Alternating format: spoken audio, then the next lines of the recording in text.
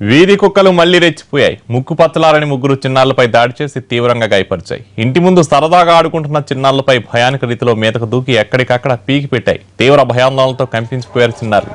కడప జిల్లా బద్వేలు మున్సిపాలిటీలో జరిగిన ఈ దారుణ ఘటన జరిగింది. చిన్నారులపై కుక్కలు దాడి చేస్తుండగా స్థానికులు గమనించి తరిమివేయడంతో పిల్లలు ప్రాణాపాయ స్థితిని తప్పించుకున్నారు. అయితే తీవ్ర గాయాలు కావడంతో స్థానిక ఆసుపత్రికి తరలించారు.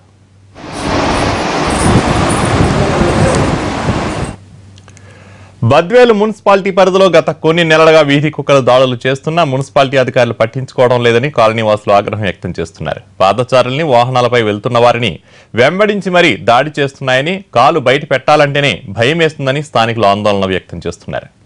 తాజాపై కుక్కల మీద పడి రక్కిన ఘటన కలకం రేపుతోంది. ఇప్పటికైనా వీధి కుక్కల బారి నుంచి కాపాడాలని శివానగర్, ఆంజనేయ నగర్, నెల్లూరు రోడ్లోని స్థానికులు కోరుతున్నారు.